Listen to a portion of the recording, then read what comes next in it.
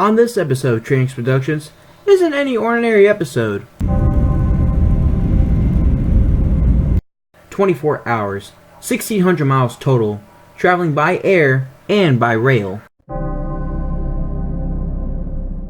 Something that we here at Trainings Productions have never ever done before, and we're finally getting to the point now. A special presentation that we of Trainings Productions have never done before. Do y'all remember the Capital Limited?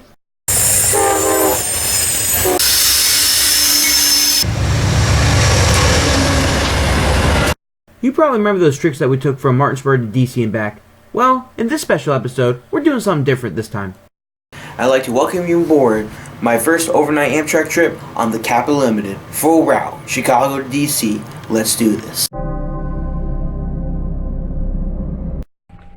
We begin our fantastic journey with the boarding of United Flight 895 with service to Chicago O'Hare. What's unique about this aircraft, as you can see, this is my first wide-body. We're flying on a Boeing 767-300 series, or 322 extra range. Our aircraft today is November 644 Uniform Alpha, or if you are a United employee, you probably know the aircraft number of 6444. So right here are our TV screens in Economy Plus, and I show you basically the main menu and all the features that are on the TV. So in case you have not been on the 767 like I have, this is what the TVs look like. All the movies, all the shows, all the services you get. So first I show you the flight map, pretty much. So if you're an aviation geek like me and want to know all of the geometry basically of our flight, like the time, destinations, the distance, our speed, altitude, etc., you can do that. Or if you want to check out other amenities, you can do that as well. So here I am, just letting you know, sitting in Economy Plus. I'm about the third row back from first class. I had a whole row to myself. The aircraft's pretty much empty. So here are the movies that you can select on various types of wide-body flights, especially here on the Boeing 767. This flight came in from London Heathrow. Now on other aircrafts, the newer ones like the new 737, like the 900s, the flight attendants basically can change all the amenities on your TV screens. But on wide bodies, they choose to leave them alone, just because it takes a lot of program just to put features on and off the TVs. But normally what the flight attendants do control is what passengers in what seat, so that all the TVs around them, they can just turn them off from the flight attendant area. So now here's all the TVs that you can select, all the different regular TV shows that you can choose from. And as you can see in the top right corner, it will tell you your remaining flight time, which is only accurate once your wheels have taken off from the ground. So the other features of the TV is that you have your own headphone jack, basically your regular plug-in, and a USB outlet. You only get one USB outlet and one headphone jack. And then that middle button you see, you can control your brightness of your TV screen, the volume. You can even call the flight attendant, or you can even turn off your TV if you feel like sleeping or not watching TV during the flight. So, of course, knowing me, I'm trying to get back into Star Wars, so I was watching Return of the Jedi. Yes, I'm watching the Star Wars movies in reverse because I only saw the last one. I think it was The Force Awakens, where they had this character named Rey. But no spoilers, as I'm about to go see the new Star Wars Rise of the Skywalker here very, very soon. We're pushing back from gate C12, C as in Charlie 12, on this Boeing 767. As you can see, we're beginning to taxi.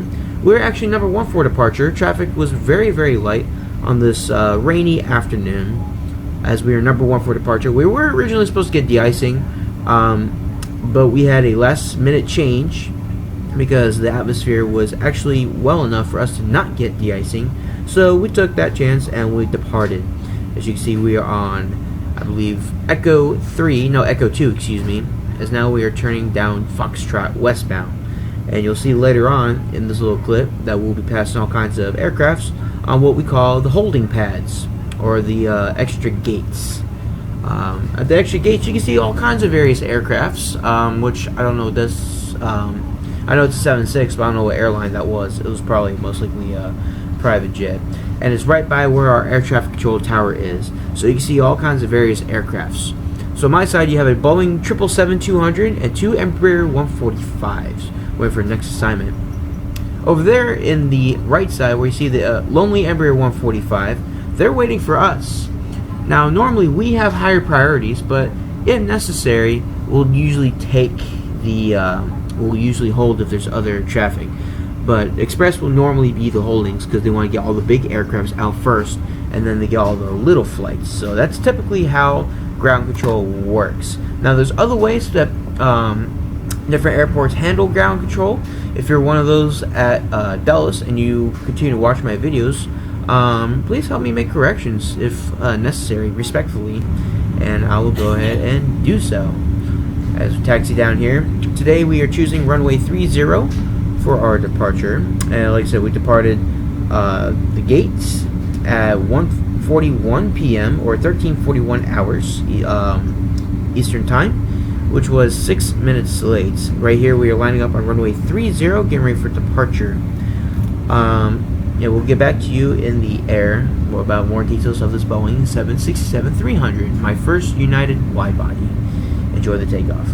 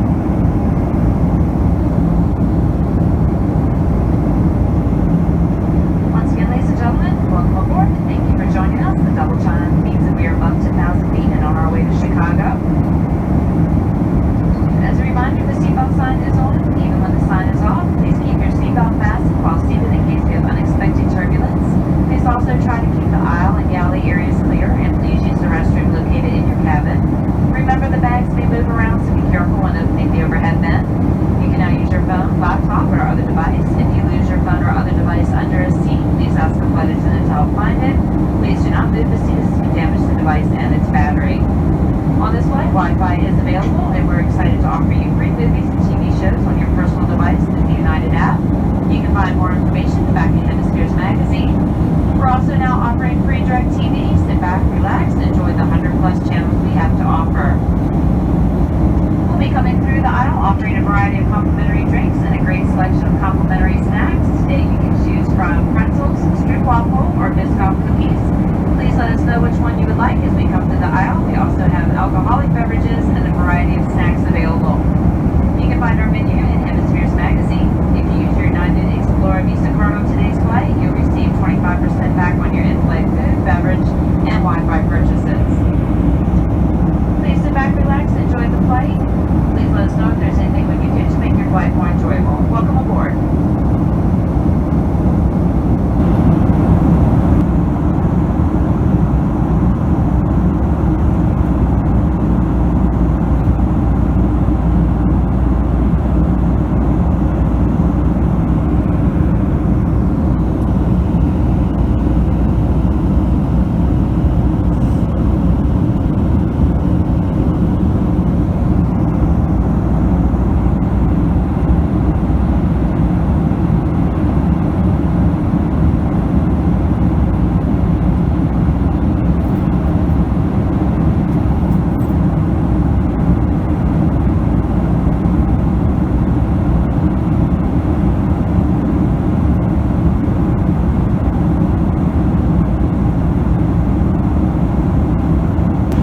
Here at 32,050 feet, traveling about 405 knots, the captain turns off the seatbelt sign, which was a mistake because we were going through our second round of turbulence as we were at our cruising altitude.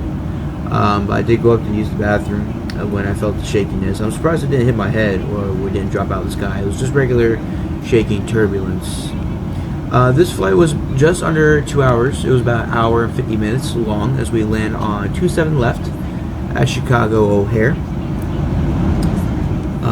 As I was trying to finish up my Star Wars, I didn't realize how quick the flight was until we hit the ground, where I was still only 3/4 into the movie. I don't remember what episode I was watching. However, I do know it was the episode where Luke Skywalker and Darth Vader were at their final duel, where Darth Vader dies at the end. So if you know what episode that is, let me know. I wasn't big into Star Wars, but ever since about a month and a half ago, I've been really into Star Wars. And yes, I did watch the Rise of Skywalker, the new Star Wars movie, which I highly recommend seeing.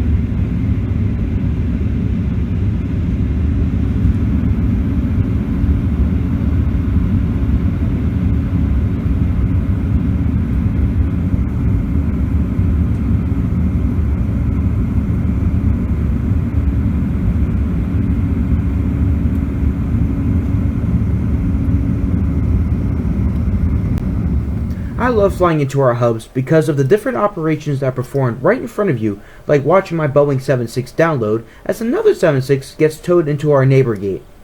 As I grabbed some lunch at our local McDonald's, I made my way over to the subway. In Chicago, they call it the Loop, or the L, because in downtown Chicago, the subway lines go in an actual loop, rather than from destination A to B, so you'll be able to find your way easier around downtown Chicago. Nonetheless, the L also stands for elevation, because the loop on the subway is actually elevated. Yes, they do have a few other lines that are underground, but I do think Chicago is very unique for keeping up the system that New York had way centuries ago.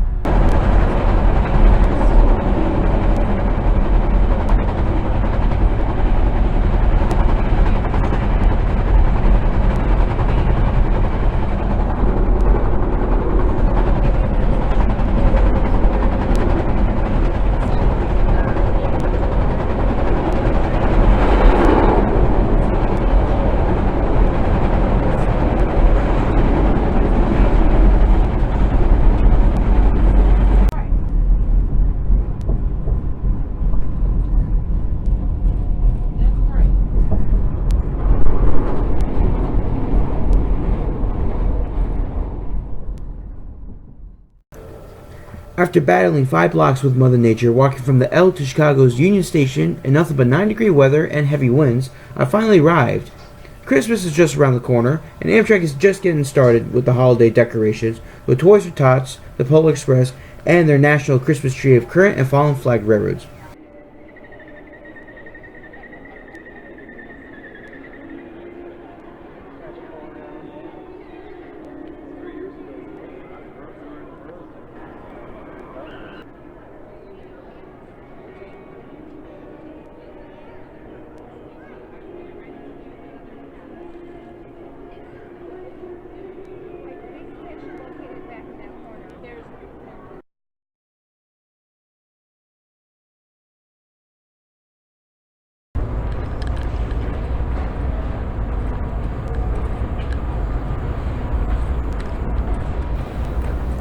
By the time I got back to the Metropolitan Lounge to relax and watch what was on the news, it was time to board. It was already 18:25 hours, and our train leaves at 18:40 hours. The reason why we're boarding so short of time is because they were having mechanical issues with one of the cars. Luckily, they fixed the issue. On our journey, we'll be in room number 3, which is a Superliner roomette.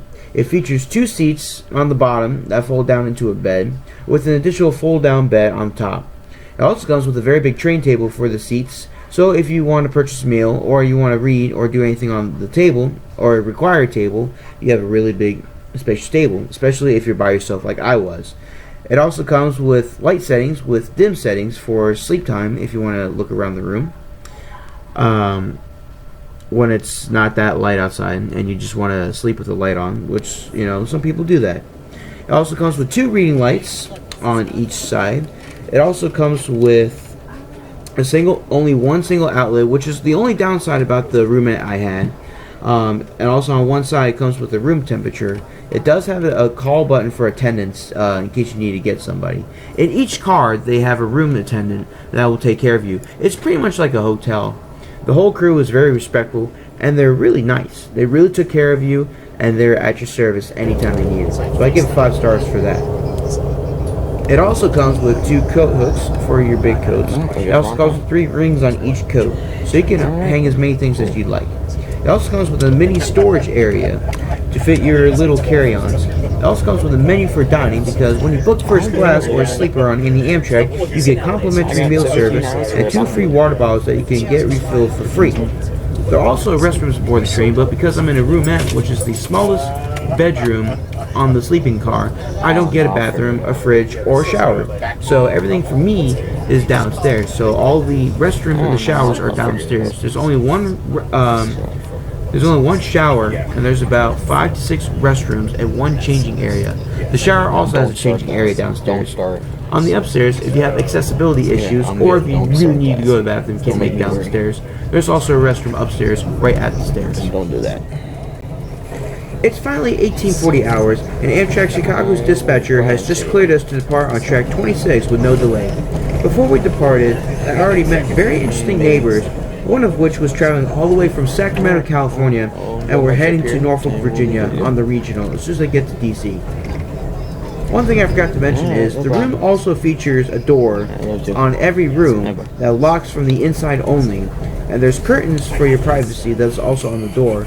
But on the windows they also have blinds, so you can block them for privacy if you're stopped so no one looks at you from the outside, or you can block the sun in the morning so it doesn't disturb your sleep. Personally, I didn't have a problem with it because the windows are already tinted as is. It's a part of the FRA 228 glaze, I believe it's what it's called. Don't quote me on it. Throughout this video, I will give a better tour of the room as is, and then with the bed down. But after I got everything settled and put my stuff away, and after we were departing Chicago, I played my lights a little bit, and this is the view that I've got from my side. So enjoy the departure, and let's have some fun.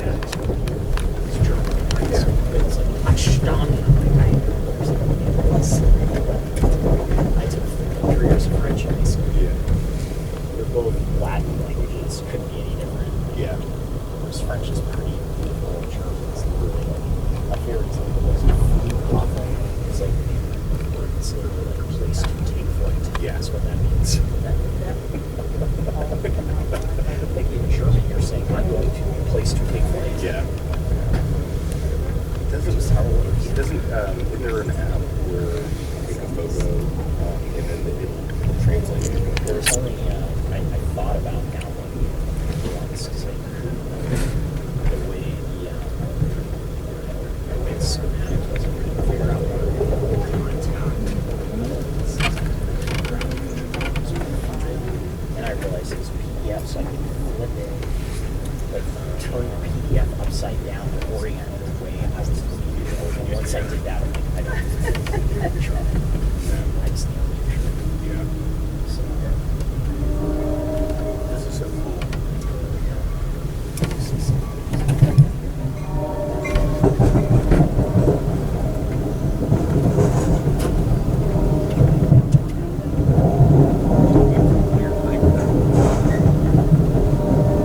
yeah, it's gonna be a nice ride.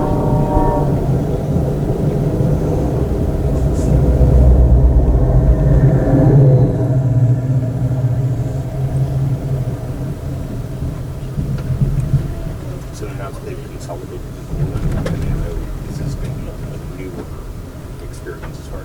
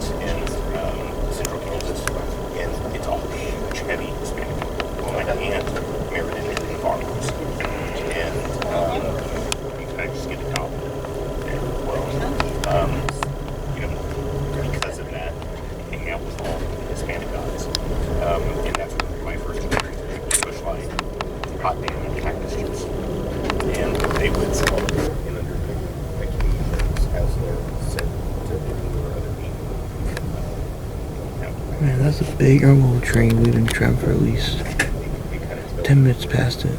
Doing about 30. I do want to apologize ahead of time because I do talk a lot in my video, especially in the beginning here. The reason is because I'm on the phone with my family members and I'm FaceTiming a couple of my friends to show them what the sleeping car looks like. Because, like I said, this is my first time I'm traveling sleeping car, and nobody else in my family or my friends have ever traveled sleeping car first class on a long distance. So I was just giving them a little private tour as we were coming into Indiana. I think I'm in Indiana. Anyways, a question I've always asked myself was, why is Amtrak 30 always late? There seems to be many reasons, because they always depart Chicago on time, but by the time they get to South Bend, Elkhart, Waterloo, coming in to Toledo, Ohio, we're always late. And we're between 5 minutes late to 605 minutes late and beyond. So the first reason was we got stuck behind dispatch when we were coming into Norfolk Southern's territory.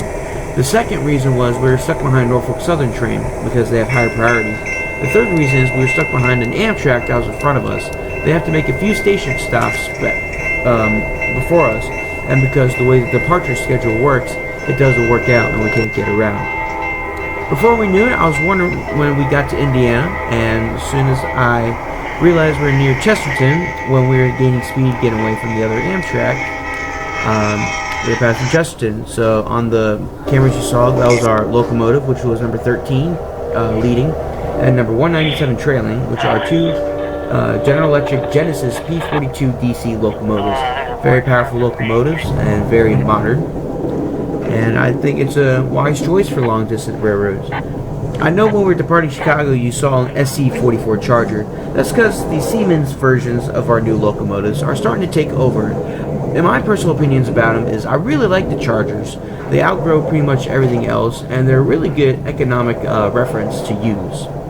Anyways, we got stuck behind another Norfolk Southern train coming in South Bend. Now, as we're approaching South Bend, Indiana, the main reason why Amtrak will be late here is because there's always NS trains that are passing through. Just like Martinsburg, West Virginia, South Bend, Indiana is a one-track platform only, as you can see where we're approaching. So it's hard for passengers to cross over to the train, so we always need clearance. But because we are able to get the proper clearance before the other Norfolk Southern train came, we boarded on the same side. Anyways, here's another tour of the room with the lights on, and the beds are not made yet. It's a more thorough tour with all the lights on and a better camera. So this is all the stuff, all the amenities I was talking about. Like there's your coat hooks here. You also get extra towels, I forgot to mention, for your shower. And then I'm showing you all the lights. You get a mirror, hello. And then, yeah, there's one of the controls. And here's the light setting, so you have off, dim, and then right. So that's what the control looks like. You also have a little music box and a reading light or a dim light. You also get a top bunk light, and then I don't know if I showed the door or not, but there's a reading light, and you also get one outlet, like I said, and then you have your temperature control. It seems like in my car it didn't work. Either that, or you have to be on the top bunk to order to pretty much feel it. And so, if you want to make your own bed, pretty much all you have to do is press the whole lever down, which says "press for bed."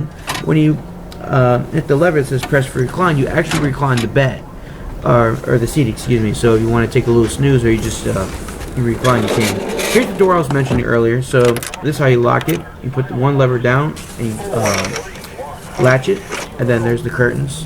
You also get a little peek window. All these are Velcro, so even if the train's swaying, excuse me, not swelling, you won't feel that. See, this is how dark it gets, even with the hall lights on. The windows for the interior are not tinted like the exterior, so all the light will come through. Like I said, there's a little peek window there. So even with the dim, you can still see what's going on, but it's really nice and quiet, pretty much. On a train, you expect to hear a bunch of loud click-clacks and so forth, which you didn't really. So here I'm going to go ahead and try to demonstrate the bed.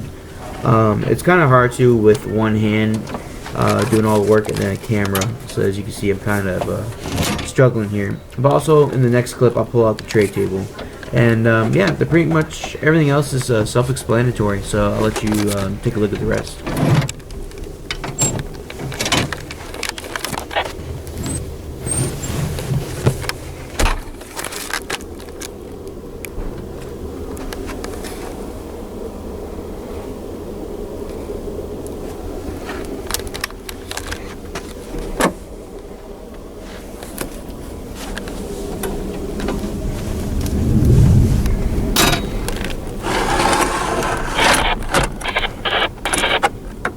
Okay, so I mixed the clips up by accident. I'll show you the bed later.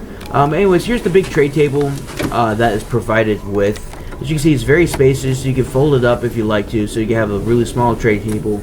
But if you have two people, if I was not alone, then I'll have someone else. There's the 2 complimentary waters. I already drank one. And I got my scanner and my earbuds on the other side. I pretty much can play my scanner without any interruption because my room is quiet as is.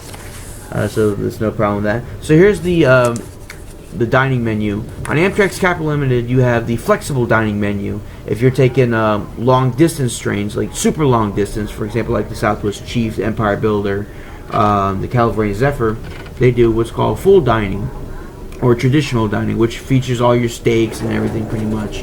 I was not too impressed with the choices you had, especially all that was to eat for the dining, for the complimentary. So I basically just made my way to the cafe car and got a few cheeseburgers and Jewish hot dogs, which you can do during first class. You pretty much have all access. Here's the emergency safety card for all you safety conscious people. I thought I'd be respectful enough to share all the safety features. But each window you could there's a red lever, you just pull that, it's rubber, and then you basically kick the window and the window basically comes off. That's explanatory enough. Also, if you want 20,000 bonus points, you can do that by signing up for the credit card and all that. I thought I would do a little advertisement for that pretty much. So I'll leave the rest of the video alone for now, and then let you know what's going on. But here's the curtains, by the way. The latches are pretty good. They're Velcro. Very nice fabric. Which it does protect you from the sun. However, because I'm a big train guy, I want to be waking up early so I don't miss a bunch of stuff. I woke up around 9 in the morning, just as we left Connellsville, and we raced a couple CSX trains. I went back to sleep, and then woke up when we were just departing Cumberland. So here's the bed, folded down finally. You also get one blanket. There's steps right there for the upper bunk. Which, here's the upper bunk. There's little seat belts and straps. They also have nets to put your stuff in. So basically how that bed comes, there's 2 latches on the side, and you just push it up, as you can see. There's 1 latch, and you just push it all the way. That's in the stowed position, which it still gives you plenty enough room. Just when you sit down, you have to duck just a little bit earlier. We kept getting hit by a bunch of red signals on the way, so that's all I have for this tour. Track 30, Elkhart, Esco. So far, this trip has been absolutely amazing. Like, I'm having the best time of my life, more than a regular passenger should. But I ain't no regular passenger, right? So I'm sitting here in my nice bed, just relaxing, listening to the train horn. So this is pretty much my view. Got my door unlocked, just need to get out. Window going, have some light. It's only about 11:14. We're running almost an hour late. So one of the reasons I did Amtrak 30 instead of 29, a couple of reasons actually. One, because I wanted to fly the Boeing 767-300, because today was the only time that they were flying it in a distance like that, and I wanted to be my first wide body, so that's why I did that. Second reason is I want to find out why Amtrak 30 is always late, so that's why I took 30 instead of 29. So that's pretty much the gist of it. So right now we are, like I said, we just departed Waterloo. I don't know where our next stop is on my timetable on me at the moment. My phone's charging. But I think it might be somewhere in Ohio, maybe Sandusky, and then Toledo. I'm not sure. But really, what's been going on is we were stuck behind a Amtrak Midwest Regional up until Chesterton, Indiana. Chesterton is it's a junction of 3 lines where they all converge from Chicago, and then when you go eastbound, right at Chesterton, the 3 lines split, and we are the main line of the other 2. And then the second one is just excessive freight traffic because this is a high priority line that everything runs eastbound, westbound through this line, pretty much Chicago. Because Chicago is the #1 railroad capital of the United States, pretty much. Chicago has a leading railroad industry compared to anywhere else. So you got a lot of freight traffic around through, mainly NS and other railroads that share other class 1, some short lines. And so when you have that, traffic builds up. So we were stuck behind Norfolk Southern 22W, I think it was, from Chesterton. Milepost 355.9, track 2, no defects. Repeat, no defects. Good, no defects. Anyways.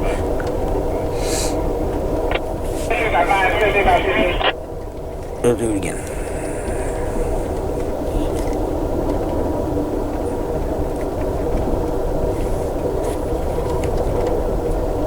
Guess not. Anyways. Norfolk Southern, milepost B5. 2, no defect. Repeat, no defects. Okay, no defects for the 30. So we're behind that because there's so many westbounds that were coming. Talk to you about it. Yeah. So because of that, we couldn't get around the 22W, so we had to stay behind them until dispatcher could line us around him, which finally we did. So that's what caused us to do that, pretty much. So, and then we had to wait for a block protection at Elkhart. I think it was Elkhart. Yeah. So I think we're making up a little time right now. Actually, I'll look up right now what's going on. Give you all that update, just because I'm being generous enough. Come on, give me the Amtrak status maps. So as of right now, we are yellow. Oh, not too bad. So we were. Okay, I don't want the cardinal. I want the cap. 30. There we go. So at Waterloo, we were 42 minutes late, and we were expected to arrive Toledo, or depart Toledo, Ohio, at 31 minutes late. Not too bad. It's not too bad. We still can make up time. Basically, if we get to Pittsburgh half an hour late or less, we'll most likely make up time and make it in DC if nothing else delays us. If not, then we're not going to make it pretty much on time. Pittsburgh's basically that make it or break it point, depending on the previous record, and then what else happens along the way. So yeah, that's pretty much the update. Like I said, we're coming into Toledo. Actually, we should be in Ohio right now.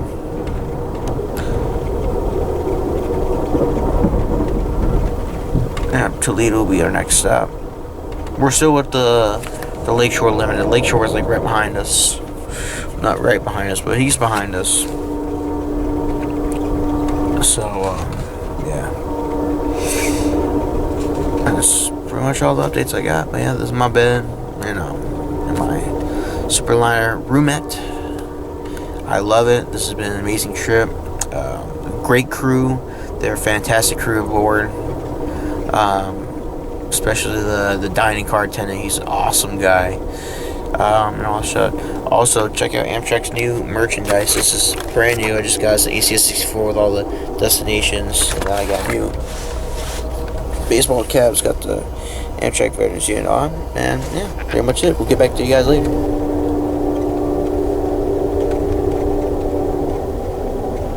Norfolk Southern, milepost 300.0, track 2, no defects. Repeat, no defects.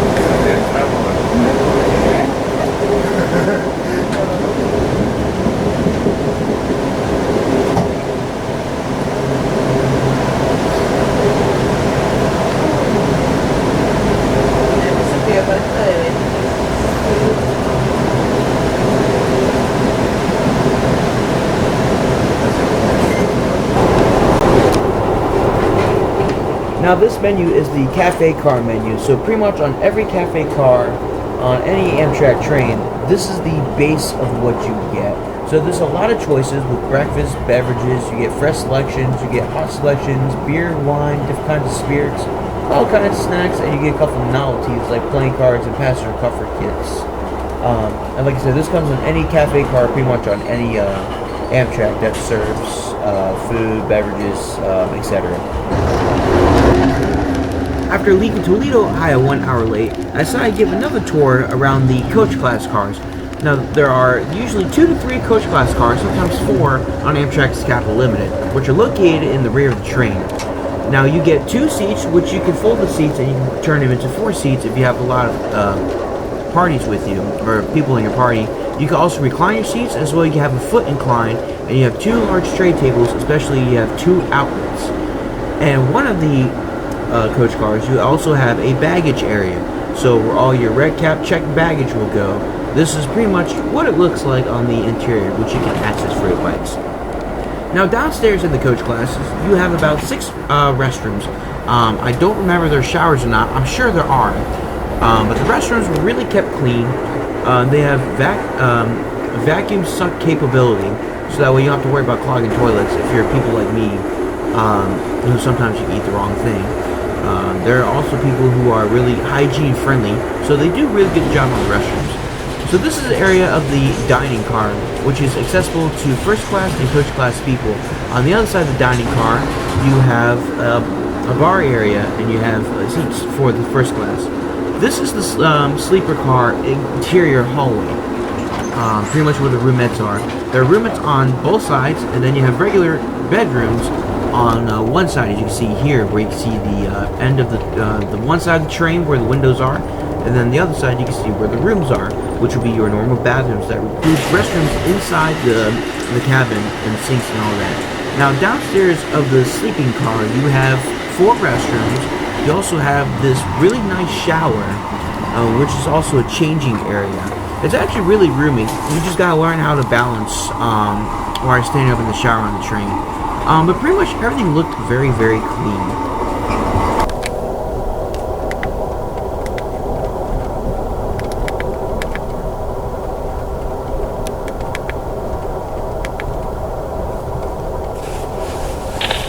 Norfolk Southern, milepost 239.3, track 2, no defects. Track 3, advance approach to 37, please. Advance approach.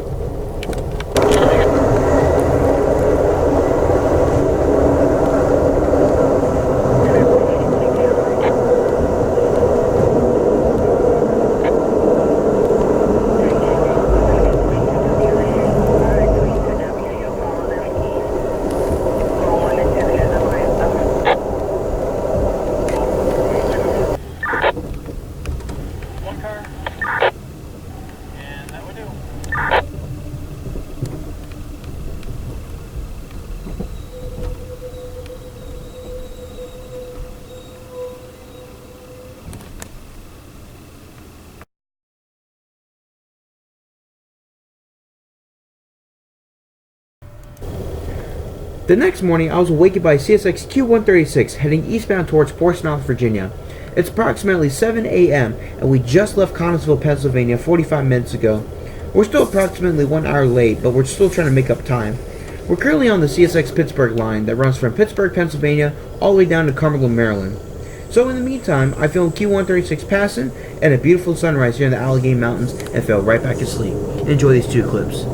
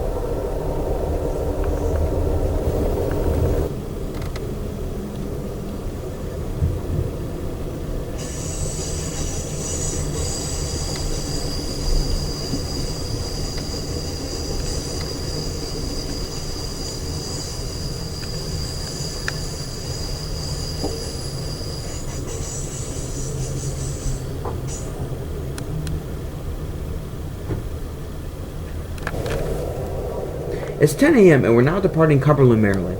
For those of you who are frequent watchers, you may know that most crew members on Amtrak's Capital Limited know us pretty well. That's because we see them on a frequent basis as much as they see us on a frequent basis. They also operate between Washington, D.C. and Cumberland, Maryland and back on certain days, even though my good engineer friends moved to the Northeast Corridor and Southeast Zone 5. As we depart Cumberland, note that we are on the Cumberland Terminal subdivision and that we pass through the famous Cumberland Yard like we are right now. So keep your eyes out for special, rare, and unique items that you may find. In historical and XB&O yards like this, you never know what you'll find.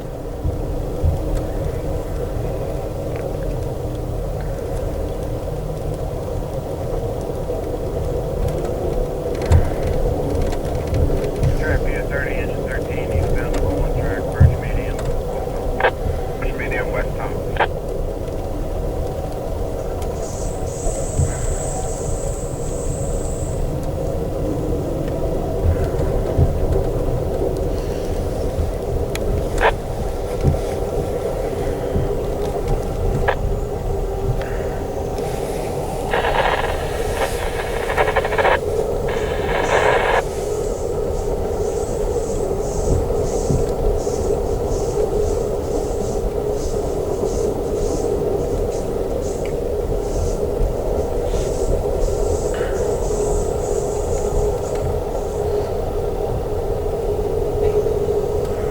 Dispatch Jackson Q3, rather be dispatch Jackson to Jewel.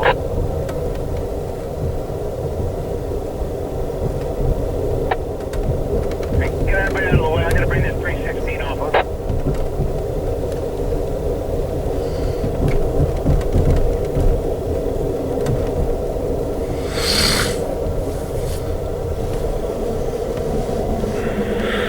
Okay, I'll go ahead and take down your block and buddy it up. Yeah, track spinner's got an EC1, so he's covered under that dirt. I'll give him back to go to East. Taking down Joel's block in there between Bell Street and Viaduct, 1018 WCT. Dispatch Jackson Q31609. Yes, sir. Q31609. Yes, sir. Buddy, how far from Bell Street are you? You down there now? Yeah, we're about 10 miles. Okay, maybe I'll be ready for you, Tom. I'm gonna try. We'll cross you over now. I'll have to bring you up and around, but I'll bring you up on one track to Viaduct and back down to Virginia Lane down the receiving lane here in West Norfolk.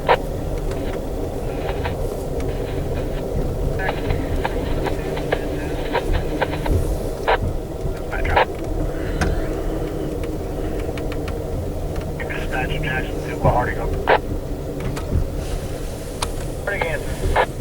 How long for you're off, over?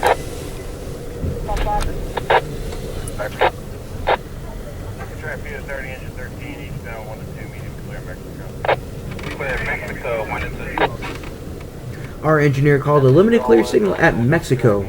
Mexico is a signal that's controlled by CSX BB Dispatch in Jacksonville, Florida, and is the easternmost point on the Cumberland Terminal subdivision.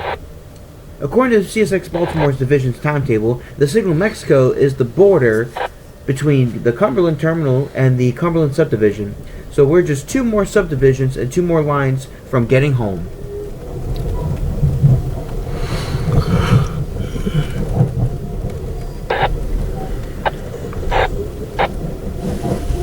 Clear 3145, you got 3 steps.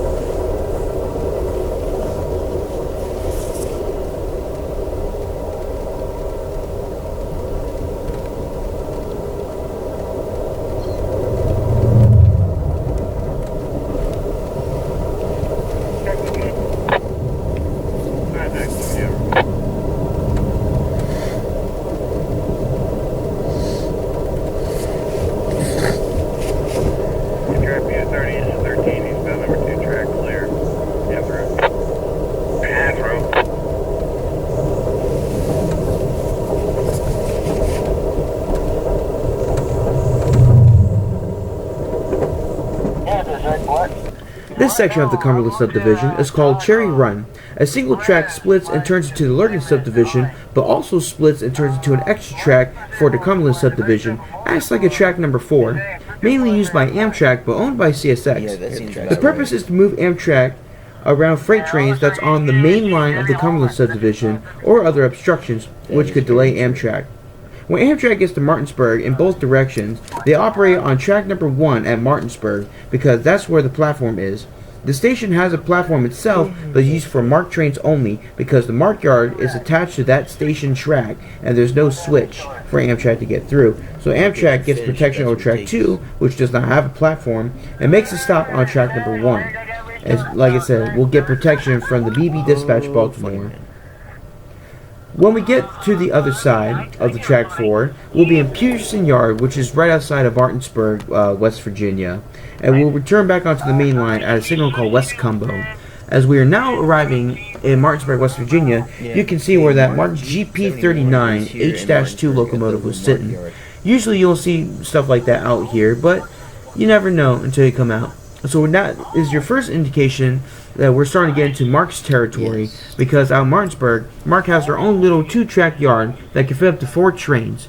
And you'll see what I mean by the station has its own platform for MARC while we're operating on number 1. Like I said, number 2 does not have a platform, but it does have a crossover, but it's unsafe for passengers because they need to use the full platform. And you'll see what I mean here in a second when we pull into the station. Jeez.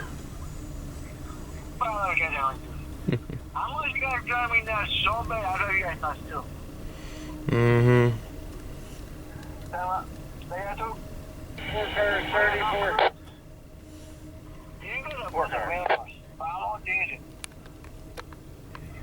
So it is.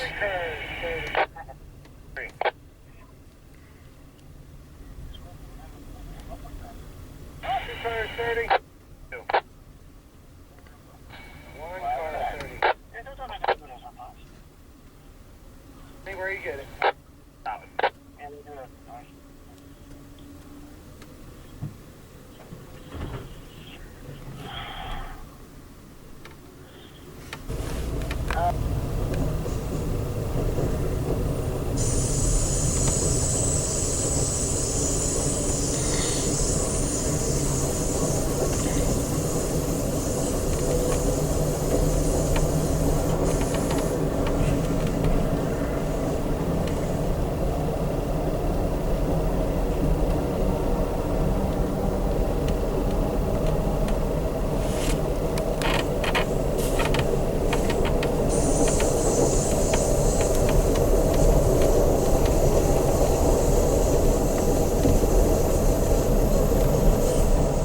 As we depart Martinsburg, still 1 hour late, we cross back over track 2 at a signal called Bird. A few miles down the track, we are at a signal called Couchman's Curve, where you see this flat car that's on the side of the track. There were 3 other cars there too. These were the cars that are affected from a derailment that occurred on CSX Q415 a few months ago. The reason for the derailment was still unknown today, but this is the picture I got.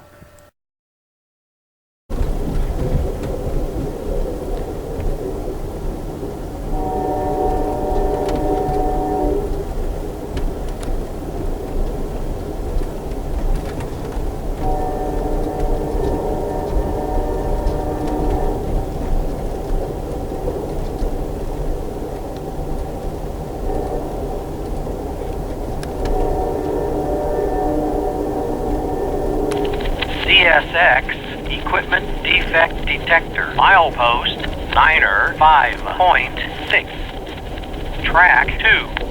No defects. No defects.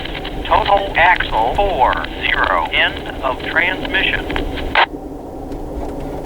Track view 30, engine 13, eastbound number 2 track. Clear VA, no defects. Clear VA, no defects.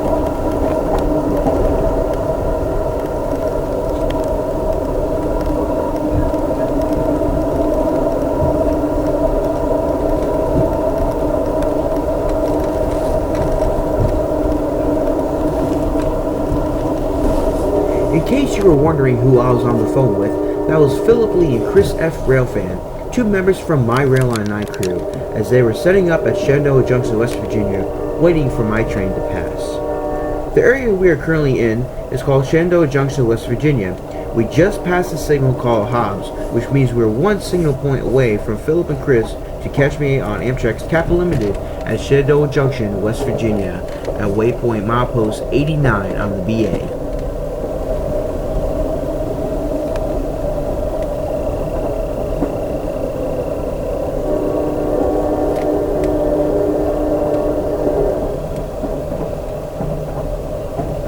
Amtrak View 30, engine 13, eastbound, number 2 track clear. Shen. And there you go. Our train, Amtrak Pure 30, is just around the corner here at Shenandoah Junction. Shenandoah Junction, or Shen, is a railfan hotspot because of the CSX traffic that comes through on the Cumberland subdivision and Norfolk Southern traffic that pass through on the Hagerstown district, doubling the action of this location. In Chris F. Railfan's videos and Philip Lee's video, you often see at Shenandoah Junction how Norfolk Southern will pass over the CSX tracks, which will double the action pretty much at Shenandoah Junction, which makes this a railfan hotspot for everyone to come around. As a matter of fact, you'll meet people all over the place, from Washington DC, all the way from Cumberland, Ohio. We've met people in Florida before that come up just to see Shenandoah Junction.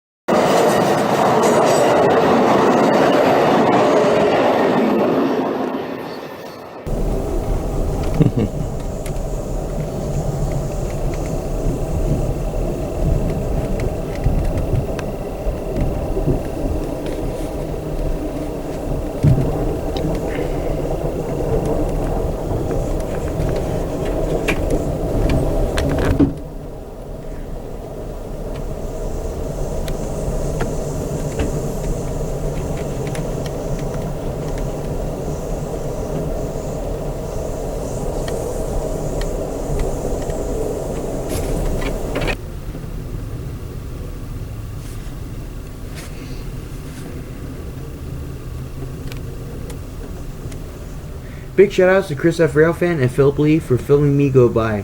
I often like shots of myself passing through, so I know what's on my train and what my train looks like on the outside.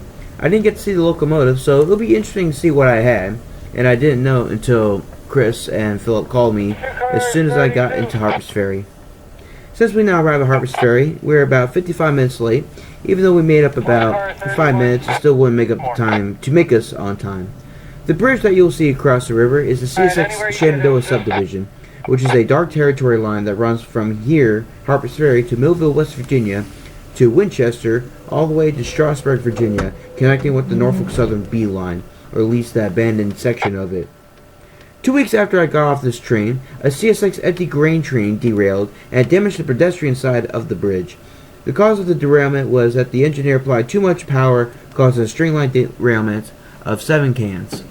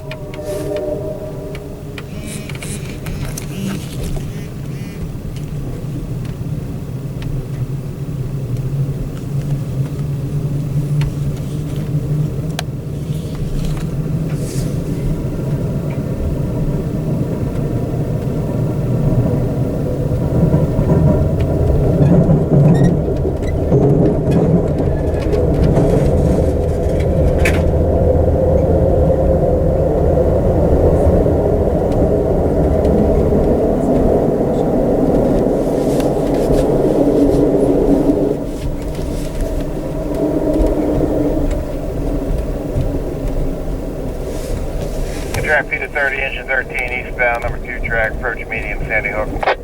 Medium, Sandy Hook.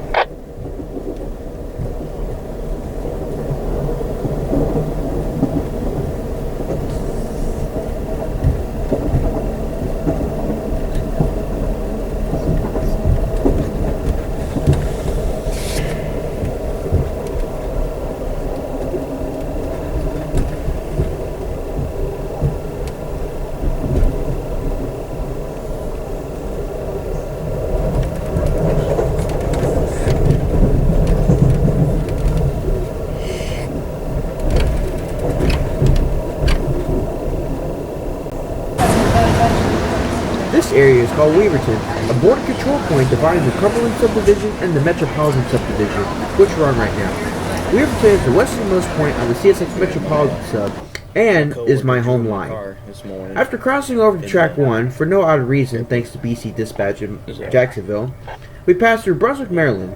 Brunswick, Maryland is Maryland's third largest rail yard behind Cumberland and Baltimore. Brunswick Yard is 2 miles long, approximately 28 tracks wide, and features 4 different sections: an A side, B side, a marked train storage, and lead mains. Yeah, I'm pretty much here. So. Now, what I mean by lead mains is the outermost point on the yard, which are the main lines of CSX, also are leads. Leads are tracks that connect from the yard to get ready to go on the main line. It's kind of like going on a ramp between a small little road and getting on the highway. What is this? The sign you saw that said number 84 is a lumber yard called 84 Lumber. The road to get to 84 Lumber starts at the marked train parking lot and curves with the tracks to the yard. The curve makes it a photogenic area. Yes. Don't believe me? Here's a sample photo.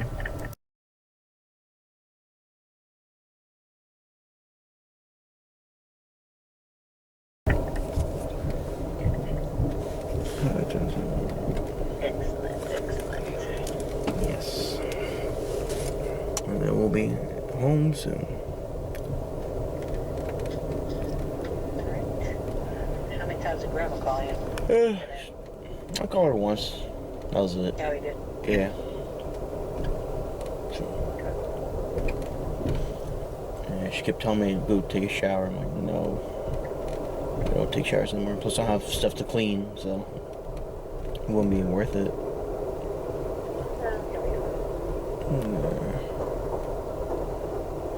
I'll take one night. Yeah, that's fine.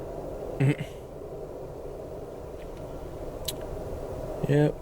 So that's what's going on. Okay. Alright, I was just checking up. I'm doing just fine. Mr. Ride the Rails. I think next month I want to take the, well, when I'm off probation, I'm going to do Chicago, Los Angeles. Save up some more money, do that. I want to have vacation time. Your videos, something. I know, I'm about to go back in the mountains. Break it up. Yep. Alright, I can't hear you. I can't hear you or say it. Okay. I'm gonna get on the train. Alright, we'll do. I'm gonna get to the airport. Okay. Okay, Will do. love you. Love you too. Alright, Bye. bye.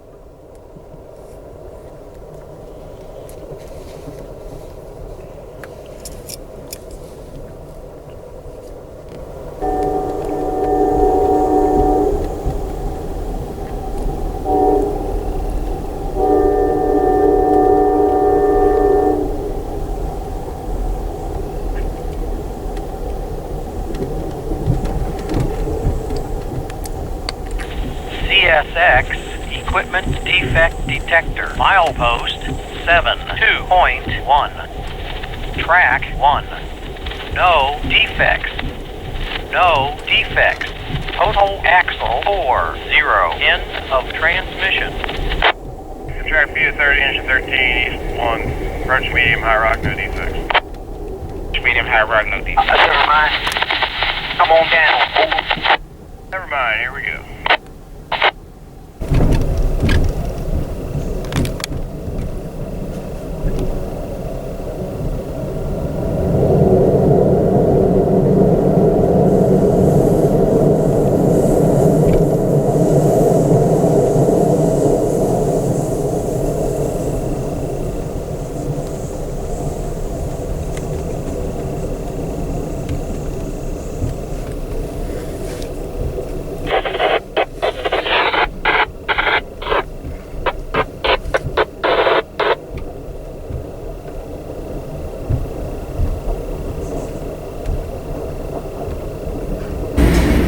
We're now passing through Pointe Rocks, Maryland, my home train spotting area and headquarters of the Rail Line 9 crew. Pointe Rocks is a small, quiet town located off of US Route 15 and on the other side of the Potomac River where Virginia stands. Pointe Rocks is a junction where the line splits into two directions, both going eastbound. On one side, the old main line subdivision ends and heads directly towards St. Denis and Baltimore, and on the other side, the CSX Metropolitan subdivision continues towards Washington, D.C. You can also head towards Baltimore in that direction if train traffic is heavy on the old main line, as well as Richmond, Virginia, by the R&P subdivision. I've been coming here for the last 16 years and enjoy every bit of it, especially since the new parks have been added right next to Deli on the Rocks. Nothing like eating deli on a nice summer day, watching trains go by at a nice park, especially since they have brand new outhouses now. You don't have to worry about it anymore.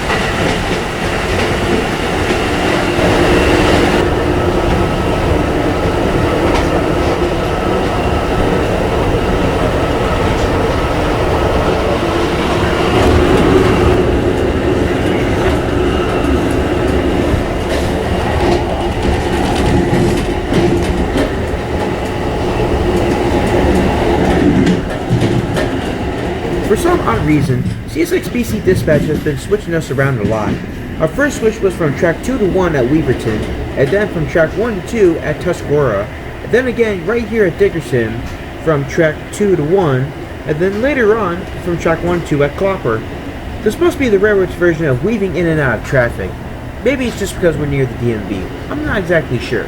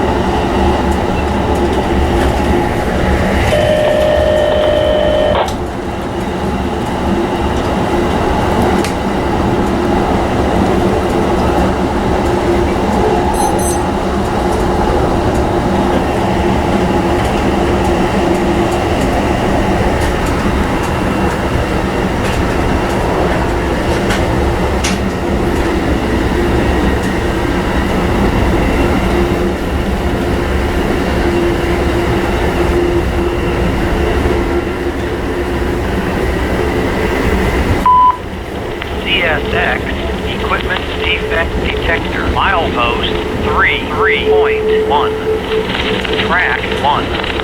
No defects. No defects. Total axle 4. End of transmission. 96.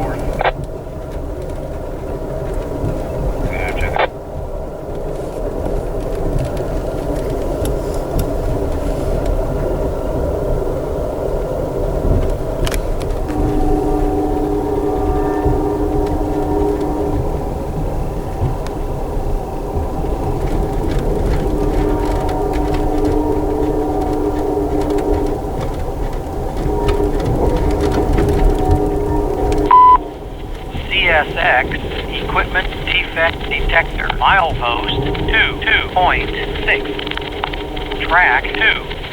No defects. No defects. Total axle 4. End of transmission. 30 no defects. This area is Gaithersburg, Maryland. I love coming down here on a nice spring day where it's not too hot nor too cold. to where you can sit outside the station under the cafe's umbrellas and watch the train action unleash. I do want to warn you though, there are a lot of stupid people here who don't care about anything, especially their own safety and the safety of others, and risk getting killed here on the track. Trust me, I've seen it with my own eyes happen before. PO30 coming at you, eastbound number 2 track, locomotive 13, engineer's gonna let you get permission to your limits so we can stop the station over at Rockville.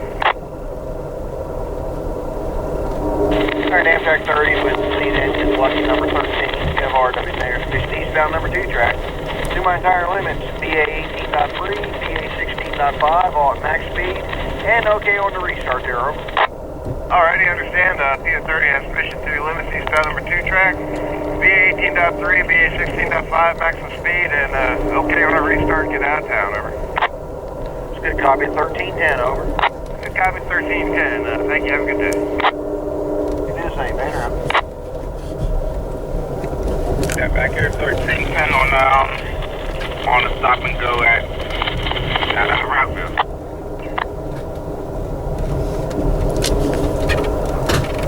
Track PO30, engine 13, eastbound number 2 track, clear there with them.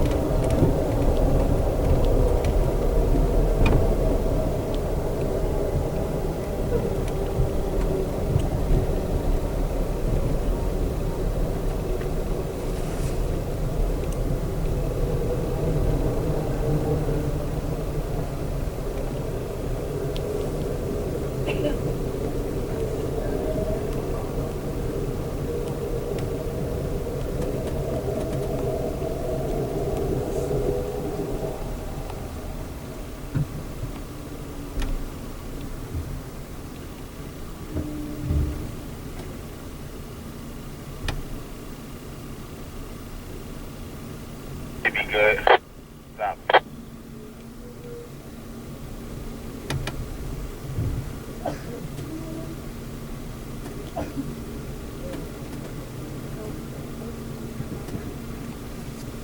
Mr. Peterson. We ask that you please remain seated upstairs inside your sleeping car accommodations. Until we come to the complete stop of the platform, please do not block the exits with luggage or your person, ladies and gentlemen. As again, DC will be the final stop for this train. We will all have plenty of time to any train once we arrive.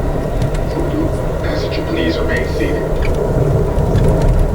Also, ladies and gentlemen, I will come through to collect all pillowcases.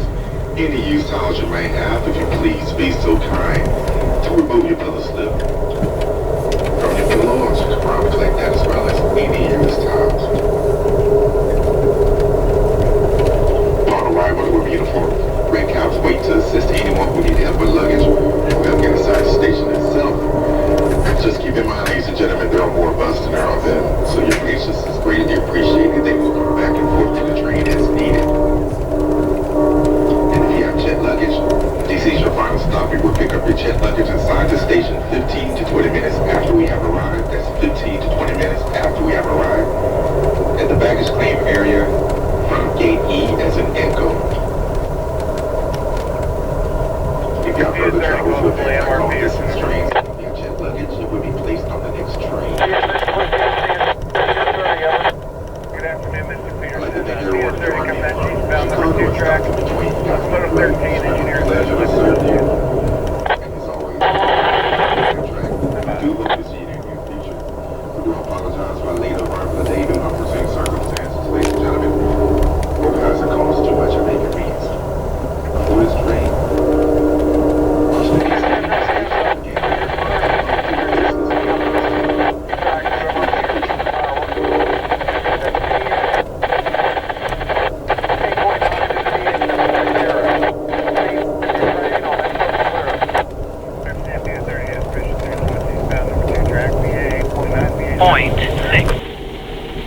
track 2. No defects. No defects. Total axle 4-0. End of transmission. Track view 30, engine 13, eastbound number 2 track, all clear Kensington, no defects. All clear Kensington, no defects.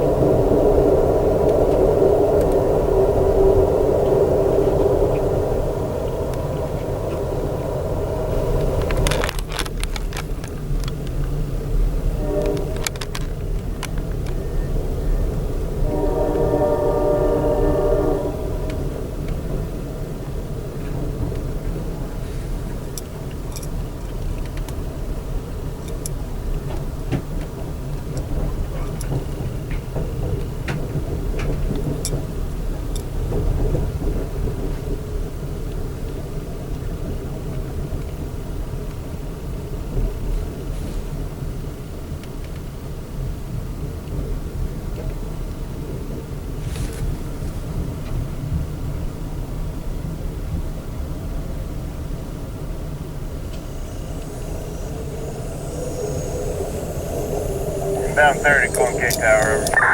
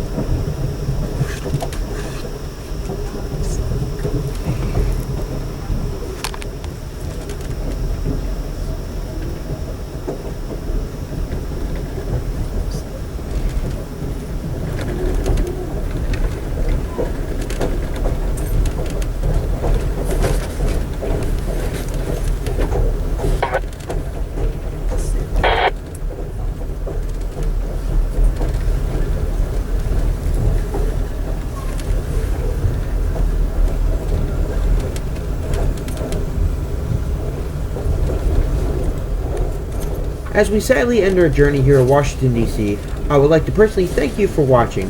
This trip has been absolutely wonderful, adventurous, comfortable, safe, and one heck of a great ride. With our two powerful Genesis P-42 locomotives carrying 8,400 horsepower total and our smooth riding Bombardier sleeper cars getting us here safe and sound, the trip is sadly over. However, I will be making more trips here soon, especially with the new 2020 on the way, and especially on the Acela Express before their extinction and the replacement by the new French-designed Acela Liberties. Thank you all for watching. This is Tranx Productions with my final 2019 video. Over and out.